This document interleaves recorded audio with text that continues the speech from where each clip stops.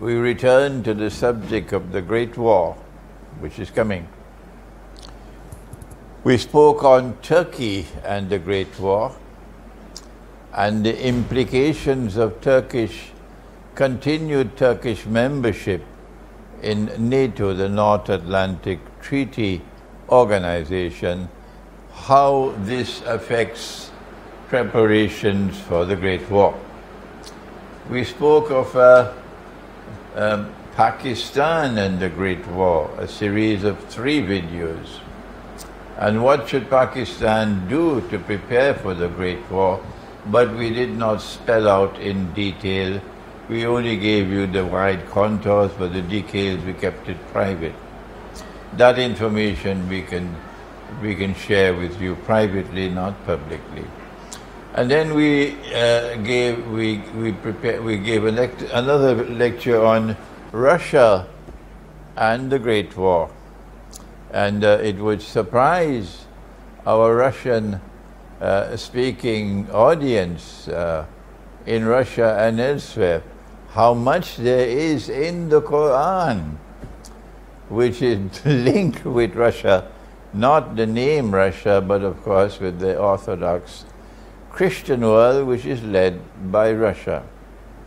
And that video was meant to alert the Orthodox Christian world of what does the Quran have to say to you as you prepare for the Great War. And now we end with the last video on Iran and the Great War. And our first observation is that Iran is so fortunate, oh yes, so fortunate. Our Prophet, Allah's blessings be upon him, had a companion who was Iranian, and his name was Salman radiallahu ta'ala anhu.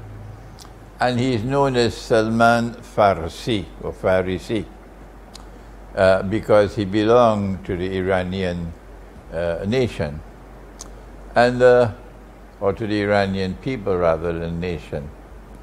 And the Prophet ﷺ one day, he remarked about Salman. He said about his people, he said that if wisdom were located up there in the stars, his people will reach up to the stars to locate wisdom. And so this is a great compliment.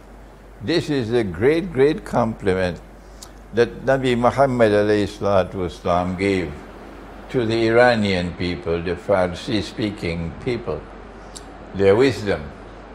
And this is today manifested in the kind and the quality of the caliber of leadership that Iran has in the person of what is known as the Rahbar, or the supreme leader of Iran, Ayatollah Sayyid Ali Khamenei.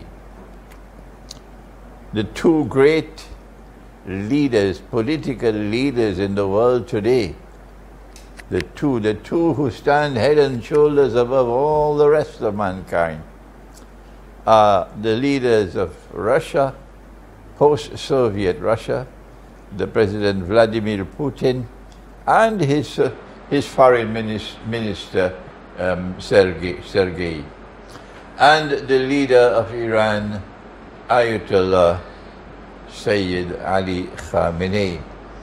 This is a man of great wisdom, a mature political thinker, a religious thinker, and a man of wisdom.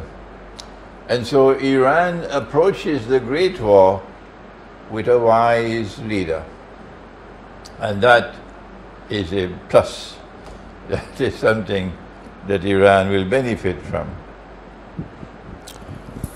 Iran, as a consequence, already has a very sensible and intelligent foreign policy. It is one in which it is clear, the profile of Iran is as clear and plain as daylight, that it stands in resolute opposition to the oppressors of the world, led by Washington. One could only wish that other parts of the world of Islam could have the insight, the foresight, the clarity of vision that Iran has, to recognize the Western world to be an oppressor and Washington to be the leader of the oppressors. And it was the founder of the modern state, the revolution in Iran, Ayatollah Ruhollah Khomeini, who pointed his finger with matchless courage, pointed his finger to Washington and declared, this is Shaitanul Kabir, the great Satan. And he was absolutely correct. But the others don't have the kind of courage and integrity that Ayatollah Khomeini had. And so Iran has a profile that is plain and clear as daylight. Iran is not sitting on any fence. And not only does Iran have this profile of resistance to the oppressor, but Iran for a long time now has recognized Russia as a friend and has established progressively a close and abiding relationship with Russia. And so Iran is now well placed to prepare for the Great War. One wishes that Pakistan could have been similarly well placed in preparing for the Great War. The Great War, obviously, the Great War is obviously a war in which NATO and its satraps would be waging war on Russia and China because of their obsession of ruling the world, and those who stand in their way, who will not bend their knees in subjection to the Western rulership over the world, they wage war on them. And that's why they are lusting to wage war on Russia and China. Because China is proud as a civilization, and China will not bend its knee to them. But the schoolboys can't understand that, so what can I do for them? And Russia is a proud civilization now. Russia is Orthodox Christian. Russia is no longer communist and Soviet. Russia is now returning to her Orthodox Christian heart, her spiritual heart. And that spiritual heart, that Christian heart of Russia is such that it will never bend its knee to that bogus Christianity that is there in the West. And so Iran must be complimented for having the wisdom of building a strategic friendship and alliance with Russia. Iran has demonstrated even greater integrity. In the recent war, it was engineered by satanic forces who armed Azerbaijan, not the people, the government of Azerbaijan. Satanic forces.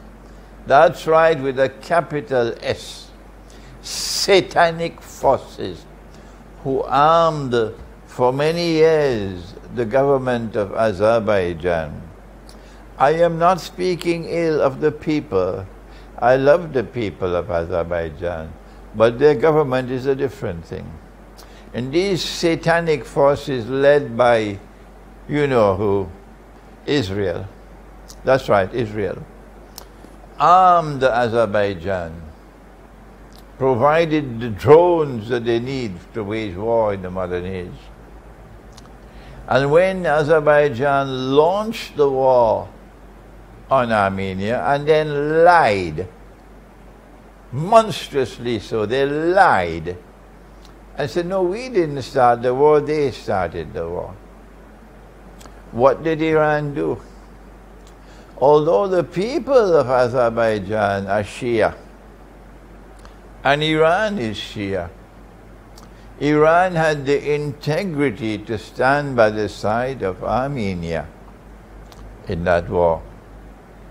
So again and again you're seeing the correct foreign policy on the part of Iran, consistently correct. And so Iran has won the love and affection of the Orthodox Christian world. I remember my next door neighbor, Venezuela, and Hugo Chavez in Venezuela, with much less courage, stood up to resist the Yankee oppressor. And he paid the price for it, as the president of Tanzania paid the price. And when he died, Hugo Chavez died, the only leader from the world of Islam who was there for that funeral of Hugo Chavez, a giant, a hero of a man, who stood up to resist the oppressor. And when the Palestinians, when Gaza was being destroyed, it was Hugo Chavez who expelled the Israeli ambassador. And when Hugo Chavez died, only Iran sent her president, Mahmoud Ahmadinejad, to attend the funeral of Hugo Chavez. Nobody else cared for Hugo Chavez except Iran. And when Mahmoud Ahmadinejad went to the funeral, the old woman, the mother of Hugo Chavez, came to him. And she was crying and she reached out to him. And guess what he did? Guess what Mahmoud Ahmadinejad did? If he listens to this video, I think he will be very happy to hear. Mahmoud Ahmadinejad put his arms around the old woman and hugged her in public. This is the wisdom of the Iranian leadership. When you have men like Sayyid Ali Khamenei, and you have men like Mahmoud Ahmadinejad, then a country has great leaders. And so Iran is preparing with great wisdom for the Great War, consistently in its foreign policy, supporting Armenia against an Azerbaijan that was Shia, but which was the aggressor. And so now we turn to how Iran is now preparing for the Great War.